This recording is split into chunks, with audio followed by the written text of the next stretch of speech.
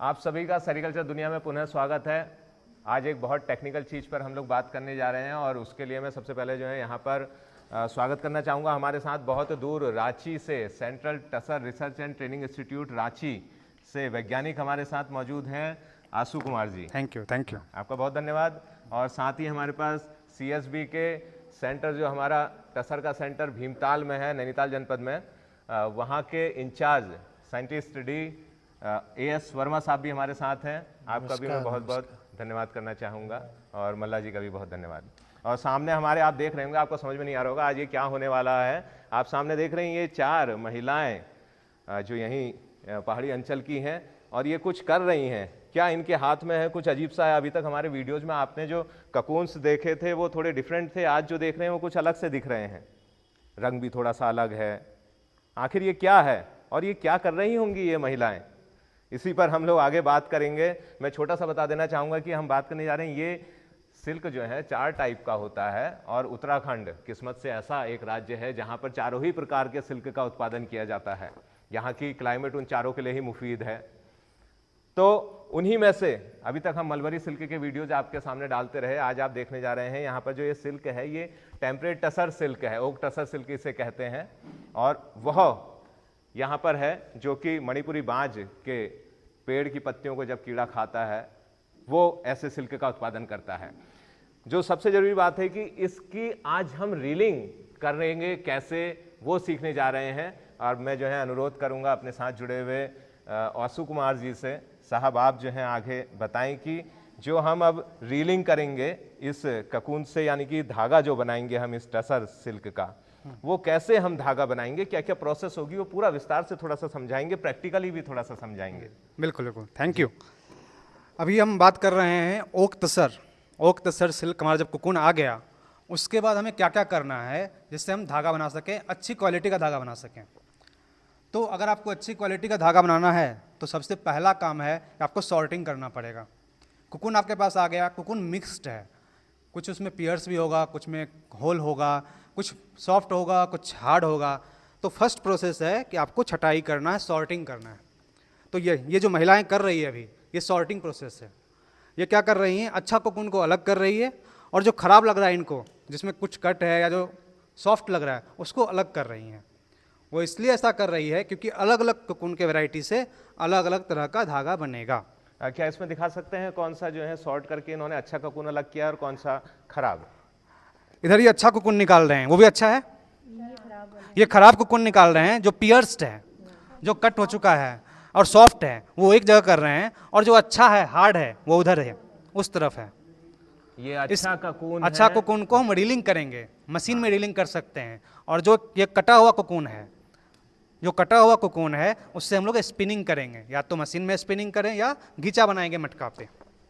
आप समझ रहे हैं, ये 2 तरीके से यहाँ पे सॉर्टिंग जब इन्होंने की, एक खराब ककून के रूप में निकल के आया है जो इस समय वीडियो में दिखाई दे रहा है आपको। ये खराब ककून मतलब इसको रील नहीं किया जा सकता है। रील का मतलब है कि पूरी एक बड़ी रील बन जाना, मतलब धागा कहीं पर भी टूटा हुआ ना हो और पूरा सिंगल थ्रेड, सिंगल धागे के रूप में एक रील बन सके।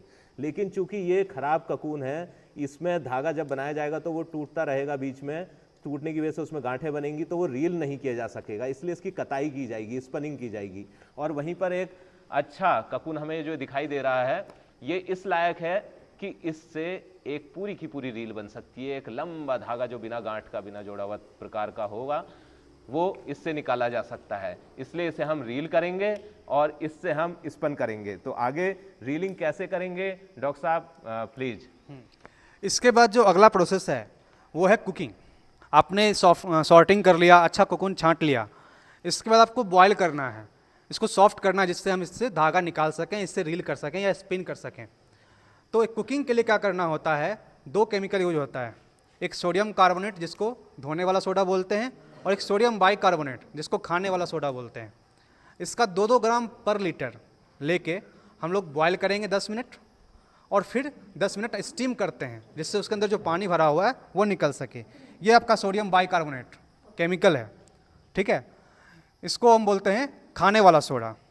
इसका 2 ग्राम प्रति लीटर। और ये जो है, यह सोडियम कार्बोनेट, धोने वाला सोडा, इसका 2 ग्राम प्रति लीटर यूज करेंगे।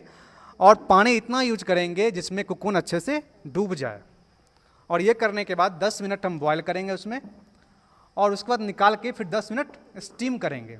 स्टीम करने का ऑब्जेक्टिव है कि आपका जो पानी कोकून के अंदर गया उसको निकाल दिया जाए, अंदर से पानी बाहर निकाला जाए।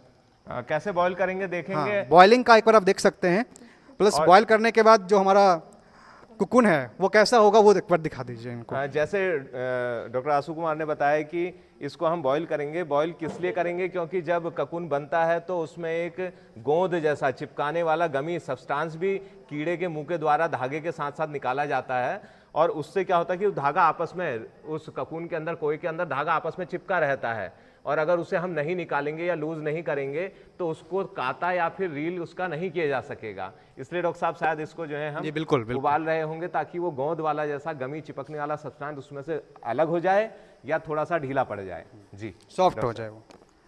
तो ये हम पानी ले लेंगे कोकून के अकॉर्डिंग। कितना आप कोकून ले रहे हैं, मानिए कि आप 100 कोकून ले लिए, ठीक है, तो 100 कोकून में आपका बर्तन जैसा कुकर है उसके अकॉर्डिंग 3 लीटर पानी लेके, इतना पानी लेना है कि डीप हो जाए, उसमें अच्छे से डूब जाए कोकून। 3 लीटर पानी लेके तो आपका 2 ग्राम प्रति लीटर केमिकल लेंगे, तो 6-6 ग्राम दोनों केमिकल, खाने वाला सोडा और 6 ग्राम धोने वाला सोडा डाल के इसमें 10 मिनट तक बॉइलिंग करेंगे। एक बार बॉयल हो जाए उसके बाद निकाल के 10 मिनट स्टीमिंग करेंगे। इस समय जो बर्तन आप देख रहे हैं उसको आप खाली देख रहे हैं, तो ये वाली प्रोसेस हम आपको प्रैक्टिकली दिखा तो नहीं पाए, लेकिन ये बर्तन आपके सामने इसलिए रखा हुआ है ताकि आप समझ सकें कि इस प्रकार से किसी बड़े बर्तन में, जैसे ये कुकर है तो कुकर उसके लिए बहुत बेहतरीन है क्योंकि उसमें आराम से उबल सकेगा। बिल्कुल। तो कुकर का आपने ढक्कन लगा के जो भी ये सीटी लगाई, आपने उबालने के लिए इसमें पानी रखा, वो ऐसे ही बड़े बर्तन में आप उसको उबालने के लिए पानी रखेंगे, इसलिए दिखाया गया है। तो आप ये ना सोचें कि इसमें, डॉक्टर साहब ने कहा कि 3 लीटर पानी, और इसमें तो कोई पानी नहीं दिख रहा है, लेकिन इस समय नहीं दिख रहा है। डॉक्टर साहब ने जैसा बताया उस प्रकार से इसमें पानी होगा जब आप उबालेंगे, तो उस प्रोसेस, उस प्रक्रिया को फॉलो करेंगे, अपनाएंगे। डॉक्टर साहब उबलने के बाद, वो उबलने के बाद हमारा कोसा कैसा होगा ये आप देख लीजिए, इधर आ प्लीज। इसके बाद हम लोग रीलिंग के लिए चलेंगे।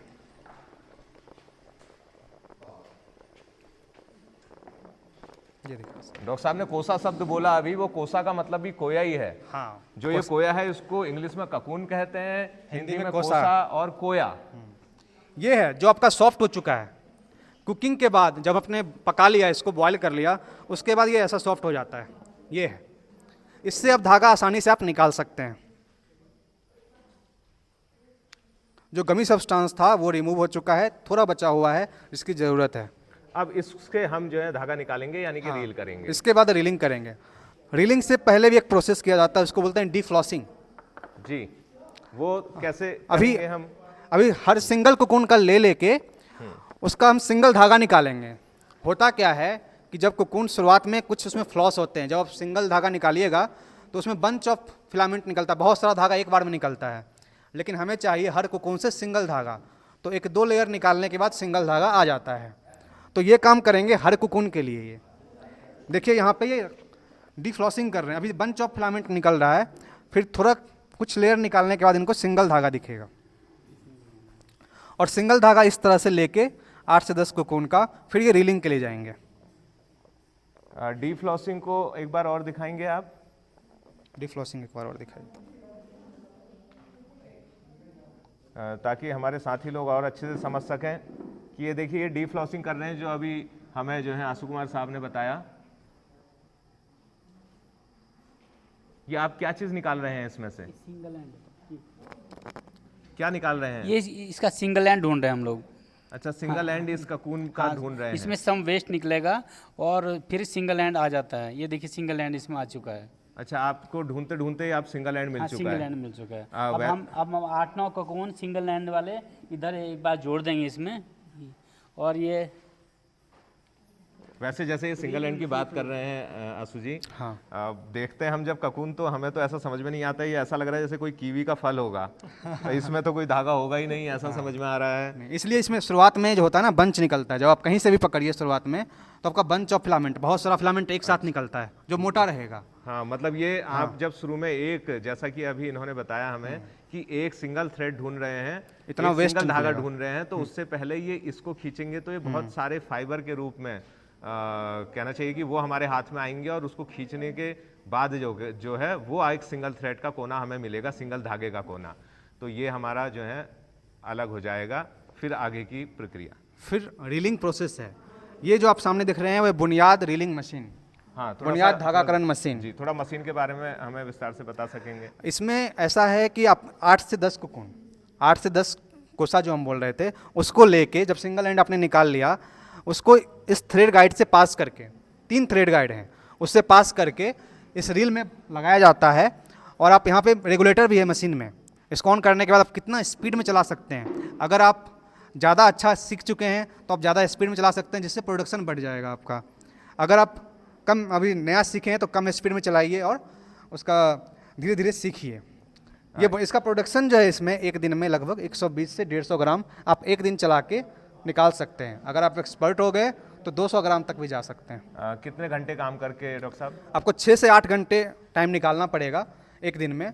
आप उतने टाइम में इतना प्रोडक्शन कर सकते हैं। इसका मतलब हम 6 से 8 घंटे अगर इस पर कोई काम करता है लगातार, तो औसत रूप से 120 से 150 ग्राम 150 ग्राम आराम से निकाल सकता है, धागा निकाल सकता है आराम और से। अगर बहुत एक्सपर्ट हो जाएगा तो 200 ग्राम तक एक जा दिन में, सकता है, यानी 6 से 8 घंटे में वो निकाल सकता है। प्लीज एक दूसरे एंगल से भी इस मशीन को दिखा देंगे कि हमारे साथी समझ सके मशीन कैसी दिखती है। क्या नाम बोला आपने इस मशीन का? बुनियाद रीलिंग मशीन। बुनियाद रीलिंग मशीन, बहुत अच्छा नाम है और मैं समझता हूँ आप लोगों को सभी को याद रहेगा, क्योंकि बुनियाद मजबूत होनी चाहिए। जी डॉक्टर साहब, इस पर अब हम जानते हैं कि कैसे धागा बनाया जाएगा, रील कैसे किया जाएगा। जी, आपने इधर ये कोसा जो है नीचे लटका जैसे दिए, क्या लटके हुए हैं ये? इससे धागा निकल रहा है, धागा इससे कंटिन्यूअस निकल रहा है, वो खिंच रहा है, इसकी वजह से वो ऊपर उठ रहा है। अच्छा, आपने क्या किया कि पहले इन जो ये कोसा है नीचे, एक सिंगल कोसा लिया हुआ है? नहीं, एक में 8 से 10 कोसा जुड़ा हुआ है। ये सब इसमें इस समय जुड़े हाँ, हुए हैं? सब एक साथ जुड़े हुए हैं, इसलिए आपको दिख रहा हो कभी एक कोकून उठ रहा है, कभी एक। 2 जुड़े हैं इस समय शायद। नहीं, ज़्यादा है, आपको देखने में थोड़ा ये क्योंकि बहुत फाइन है, ये ज़्यादा जुड़े हुए हैं। नहीं, कितने हैं? 2 जुड़े हैं ना? हमें कितने बीच जोड़ बीच के में रखने हैं? 8 से 10, 8 से 10। अच्छा, तो इसका मतलब है कि जैसे ये 1 2 3 4 5 6 7 8 9 ककून इनके पास इस समय यहाँ पर हैं। उस 9 में से वो 9 के 9 का सिंगल धागा निकाल करके हमें इस मशीन में जोड़ देना है। पहले हम उसे यहाँ से ले जा रहे हैं, धागे को पिरो रहे हैं, और फिर ये जो हमें इसको क्या कहेंगे? इसके बीच से ये गाइड ही है, थ्रेड गाइड है। ये थ्रेड गाइड है। ये धागा यहाँ से इसके बीच से होता हुआ आप देख रहे हैं इस रील पर चढ़ा दिया हमने। हाँ, हाँ। यहाँ पे कहीं पर हम गांठ से क्या उसे हाँ, बांध शुरुआत में गांठ से बांध देंगे और फिर बाद में वो ऑटोमेटिक चलता देंगे? रहेगा। अच्छा, ठीक हो गया। फिर अब हम यहाँ देख रहे हैं कि ऐसे ही हमने 9 ककून सारे के सारे एक साथ ले जाके उनके धागों को एक साथ वहां बांध देना है। उसके बाद हम मशीन को ऑन कर रहे होंगे। हाँ, उसके बाद ऑन करेंगे। तो मशीन की क्या स्पीड कम ज्यादा करनी होती है या उसकी एक ही स्पीड है? मशीन में स्पीड में 5 गियर बनाए हुए हैं, इसमें अलग अलग स्पीड चला सकते हैं आप। जी, गियर देखेंगे। इसका स्पीड 1 2 3 4 5, जितना आप बढ़ाएंगे उतना स्पीड बढ़ाते जा सकते हैं। ये देख रहे हैं 30 गियर। मीटर पर मिनट तक आराम से चला सकते हैं इसमें। तो हम उसको बढ़ाने और घटाने की जरूरत क्या हमें पड़ेगी स्पीड को? हाँ, पड़ेगी। अगर आपका जैसे आप थोड़ा एक्सपर्ट हो रहे हैं, हाँ। तो उसका प्रोडक्शन आपको बढ़ाना चाह रहे हैं, तो आप ज़्यादा स्पीड में चला सकते हैं उसको। अच्छा। इससे आपका प्रोडक्शन बढ़ जाएगा। जी जी जी जी जी। मतलब कि शुरू में जब हम इसमें कर रहे हैं तो हम पहले गियर में हाँ, रखेंगे। कम स्पीड में चलाएंगे। जी, जब अच्छे से सीख जाएंगे तो स्पीड बढ़ा लेंगे। भाई साहब, ये गियर से तो मुझे याद ध्यान आ रहा है कि ये कोई ऐसी चीज लग रही है जैसे कि हम ये ना चला करके कोई स्कूटर चला रहे हैं, कोई बाइक चला रहे हैं या कोई गाड़ी चला रहे हैं जी जिसमें जी, गियर है। बिल्कुल बिल्कुल उसी की और तरह। उसे भी जब हम शुरू में सीखते हैं तो पहले धीरे चलाते हैं। गियर में चलाते हैं, छोटे गियर में, फिर स्पीड पकड़ लेते हैं। हाँ, हाँ। बिल्कुल उसी की तरह है। जी बिल्कुल। चलिए, बहुत आसान तरीका है। तो ये रील कर ये जोड़ रहे हैं आप इसे? हाँ, जो बीच में टूटेगा उसको फिर जोड़ेंगे, फिर से सिंगल धागा निकाल के जोड़ेंगे। अच्छा, आपका कहने का मतलब है कि जो कोसे को हमने सारे 9 के 9 या 10 के 10 या 8 के 8 हमने जब इसमें जोड़ दिए, तो जोड़ने के बाद क्या होगा कि कभी कभी बीच में वो झटके से टूट भी जाएगा कोई धागा, तो उसे फिर से हम जोड़ देंगे। हाँ, फिर जोड़ेंगे। और जोड़ेंगे कहाँ पर? यहीं पे जोड़ देंगे। यहीं पे यहीं बस पर हल्का इसके लगा साथ देना। ऐसे हाँ, जोड़ देंगे बस हल्का हाथ से लगा देना है और वो जी जी जी जी जी। चला जाएगा आगे। मशीन को रोका और फिर ऐसे जोड़ दिया, जैसे हाँ। जोड़ रहे हैं अभी साहब।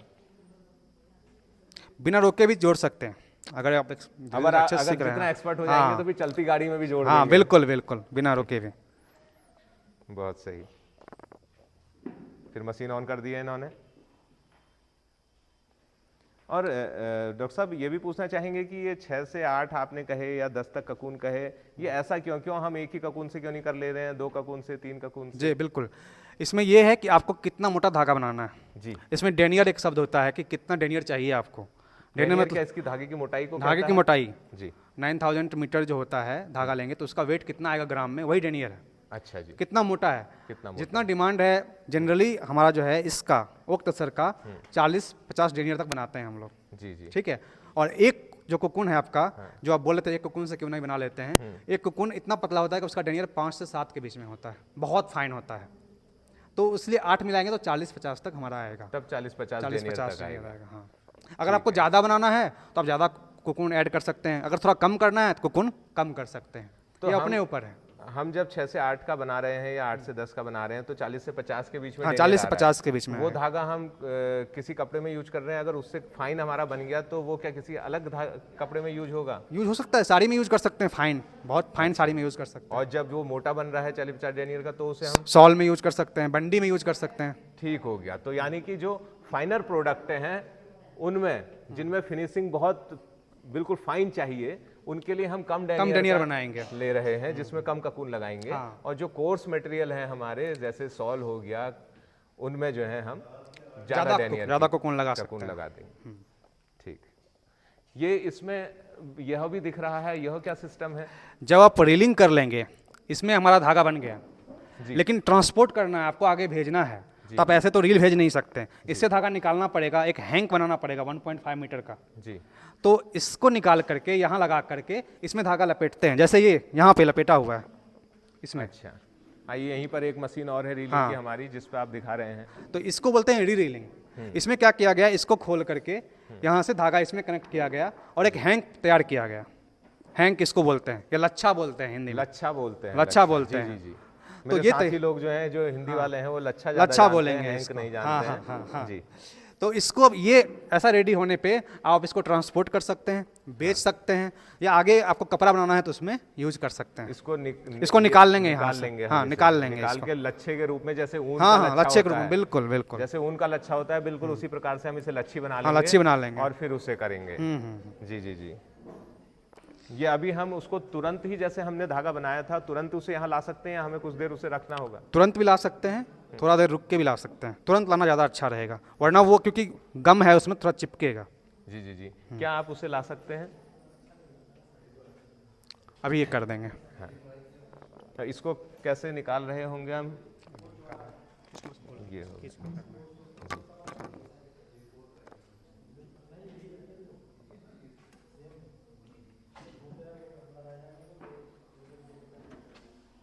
ये जो रील है हमारी, इसे हमने इससे निकाल लिया है और हम लच्छा बनाने के लिए चाहे तो इसी मशीन पर भी कर सकते हैं आप, और उस पर भी कर सकते हाँ, हैं। किसी जिस पर पे भी लच्छा अभी बना हुआ है उसी पर इसे हम ले जा रहे हैं। डॉक्टर साहब, इसी बीच में ये बात भी थोड़ी सी बता दीजिए कि ये जो मशीन है इसको हमने बुनियाद रीलिंग मशीन कहा। यस। ये एक सिंगल बेसिन की मशीन होगी हाँ। एक प्रकार से। लगभग क्या कीमत होगी इसकी मार्केट में? इसकी 10 से 11 हज़ार, मात्र 10 से 11 हज़ार है। और इसमें फंड भी दिया जाता है, सिल्क समग्र 2 के जो अंडर जो है सब्सिडी है। 90% सब्सिडी मिल जाती है। 90% सब्सिडी है उसमें। किसी किसी स्टेट में 90% है, किसी किसी में 75%। अलग अलग राज्य में अलग अलग है। हाँ, तो ये तो कहना चाहिए कि बहुत कम लागत में हम एक अपना रोजगार स्थापित कर जी सकते बिल्कुल, हैं। बहुत कम लागत में 1000-1500 रुपये खर्चा करके आप मशीन रख सकते हैं, अपने घर में रख के अपना काम करते हुए रीलिंग कर सकते हैं, धागा बना सकते हैं। जो वेस्ट इसका होगा उसको भी यूज सेल कर सकते हैं। जो पियर्स कोसा होगा उससे स्पिनिंग कर सकते हैं, कुछ भी वेस्ट नहीं होगा इसमें। जी जी जी। और ये जो धागा बन जाएगा अब ये लच्छी के रूप में, डॉक्टर साहब ये कितने में बिकेगा करीब करीब? जो लच्छी बनेगा, धागे का जो रेट है वो 7000 से 8000 के बीच में फ्लक्चुएट करता है पर केजी। जी जी जी। पर केजी के हिसाब से। तो पर केजी के हिसाब से उसी रेट में ये सेल होगा। बहुत अच्छी कॉस्ट है इसकी। कॉस्ट डॉक्टर साहब, बहुत ये तो अच्छी है। रोजगार का बहुत अच्छा साधन है। जी बिल्कुल। ये कैसे कर रहे हैं? धागा जोड़ दिया इसमें? हाँ, अरे भाई साहब, ये तो इतना कम, बहुत फाइन है ये, इतना फाइन धागा है कि इसके लिए माइक्रोस्कोप लाना पड़ेगा देखने के लिए लगता है। कहाँ पर जोड़ा है इसे आपने? एक बार रोक के दिखा दीजिए। अच्छा, रील हमने नीचे रखी है। ये देखिए, जो रील हम उठा के लाए थे, पहले जहां पर रील लगी थी वहां पे नहीं लगानी है। अब उस रील को ऐसे नीचे किसी जगह पर रखना है, फिर उस धागे को हम इस लच्छी बनाने वाले चक्रे में जोड़ेंगे। क्या कहते हैं इसे डॉक्टर साहब टेक्निकली? री रीलिंग। री रीलिंग। री रीलिंग प्रोसेस है ये।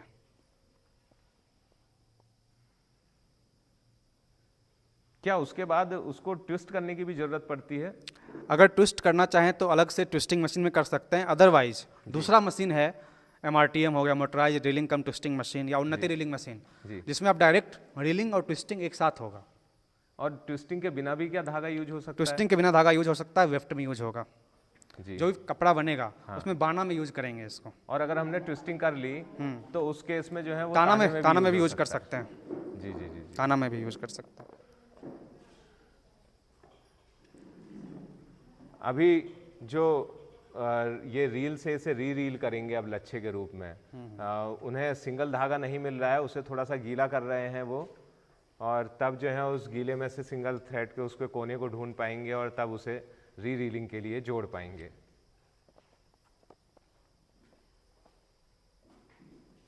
आखिर सफलता मिल ही गई और हमें उस धागे का शायद कोना मिल गया है।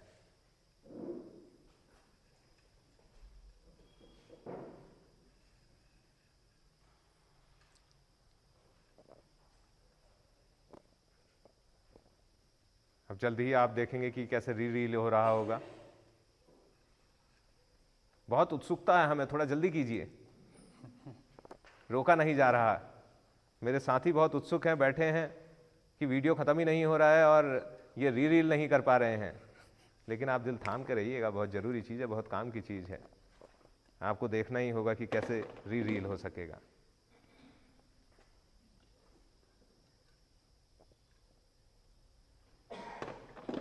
ये देख रहे हैं, धागा बहुत फाइन है, लेकिन ये इस लूप के अंदर से इसे ले गए हैं ताकि इसे गाइड कर सकें री रील पर।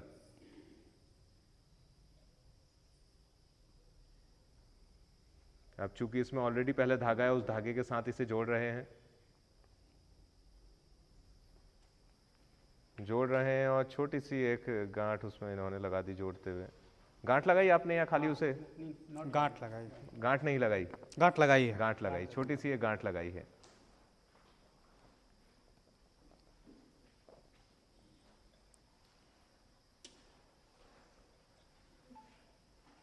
ये अब मशीन को पहले गियर पे डाल दिया है और धागा इसमें से निकलता जा रहा है।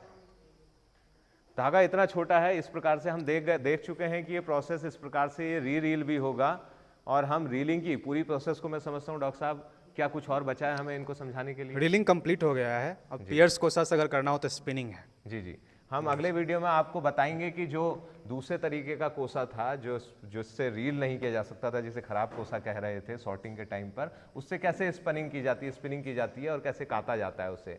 मैं डॉक्टर आशु कुमार का बहुत बहुत धन्यवाद करना चाहूँगा। थैंक यू, धन्यवाद। दूर रांची से उत्तराखंड आए हैं और हमें इतना आपने ज्ञान से अपने लाभान्वित किया, और हमारे साथियों ने भी, मैं समझता हूँ आप इसका जरूर लाभ उठाएंगे। बहुत धन्यवाद डॉक्टर साहब। बहुत धन्यवाद। और आप सभी का भी बहुत बहुत धन्यवाद।